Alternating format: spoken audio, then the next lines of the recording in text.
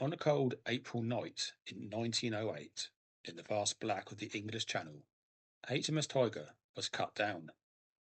She was launched in 1900 as a speculative build by John Brown and Company, a shipbuilder with a yard at Clydebank, Glasgow. She was built to a broad specification laid out by the Admiralty. The specifications sent to the shipyards required these new ships to have 3 funnels, a turtleback design, and a top speed of 30 knots.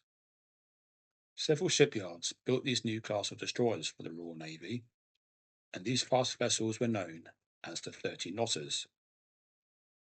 Being built by John Brown and Company, HMS Tiger would have been of a similar design to HMS Thorn and HMS Vigilant, two other 30 knotters built by the company in 1900 to the same specifications.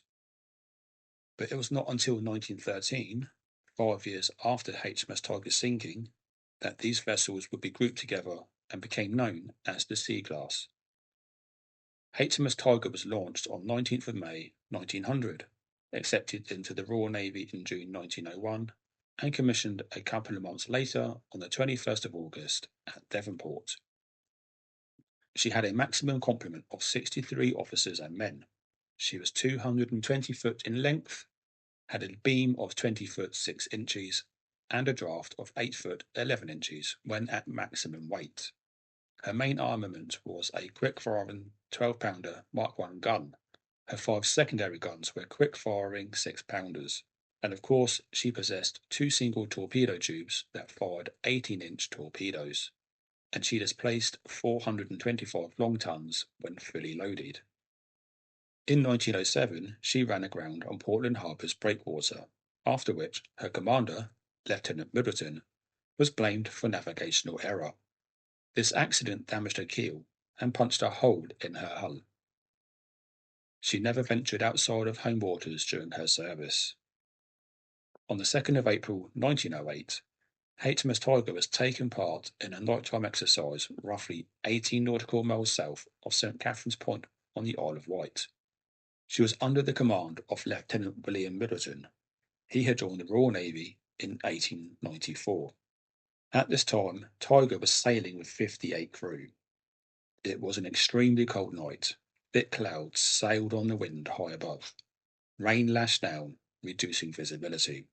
The exercise simulated a torpedo attack on the capital ships of the Royal Navy's Portsmouth Flotilla, and every ship involved in the exercise had their lights out. During the exercise, Tiger was astern of HMS Recruit, a Brazen-class destroyer also built by John Brown. Both ships were working together to simulate this torpedo attack. Tiger and Recruit had fired their torpedoes at a line of 6 ships that was led by the Majestic-class battleship HMS Prince George. But rather than keep in line with Recruit, which turned to starboard, Tiger turned to port and passed astern of HMS Prince George. However, she had inadvertently cut across the path of HMS Berwick, a Monmouth-class armoured cruiser displacing 9,800 tons. Berwick crashed into HMS Tiger at 10 knots, cutting her in two. Berwick tried to avoid the smaller ship, but it was too late. Her ram caused catastrophic damage. HMS Tiger's fore section sunk almost immediately, taking all hands on that section with her, including Lieutenant Middleton. Unfortunately, all men on this part of the ship perished. The aft section of Tiger also vanished beneath the waves, but not before 22 of her complement were able to escape. The ships of the flotilla turned on their searchlights to find any survivors. Several ships of the fleet rescued the survivors and ferried them back to Portsmouth. Following the sinking of HMS Tiger, the court-martial found there was no blame on the part of the survivors. The Deputy Advocate also found no blame on the part of HMS Berwick, stating Berwick could not have avoided or prevented the collision.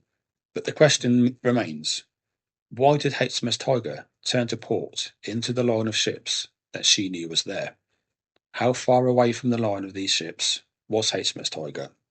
Was she close enough to fall victim to a hydraulic interaction between her and HMS Prince George? A similar incident happened a few years later in 1911. HMS Hawke, a Royal Navy cruiser, collided with RMS Olympic in the Solent. It is thought HMS Hawke was pulled towards Olympic as they passed in close proximity. Due to a decrease in pressure between the two vessels, an attraction occurred between the two ships. Hawke was unable to turn away from Olympic despite attempting to avoid the collision. Both Olympic and Hawke were travelling in opposite directions, and this was the same as HMS Tiger and HMS Prince George. So HMS Tiger may have been pulled toward HMS Prince George in a similar fashion, and pulled into the path of HMS Berwick. An article from 1911 on the website of the US Naval Institute delves into what is called suction theory. The article is entitled "The Hydraulic Interaction Between Passing Vessels Called Suction." There is a link in the description of the video. So, could a similar thing have happened to HMS Tiger? To date, the wreck of HMS Tiger has yet to be discovered. Maybe when she is found, some evidence may come to light about what caused the tragedy. Those who perished that night died whilst training to defend the United Kingdom, and their sacrifice must not be forgotten. And the same goes for the men who survived. They must have carried a heavy burden for the remainder of their lives. Every man on the ship undertook their duties with alacrity and fully embodied HMS Tiger's motto, "Qui edipiet dentes," which translates roughly as, "Who shall draw my teeth?" In a sad twist of fate, a few of the ships involved in this incident also suffered later on. HMS Gladiator, an Arrogant-class protected cruiser, ferried some of the survivors back to Portsmouth, but a few weeks later she herself sunk. She collided with an American merchant vessel just off Hurst Point, at the entrance to the western part of the Solent.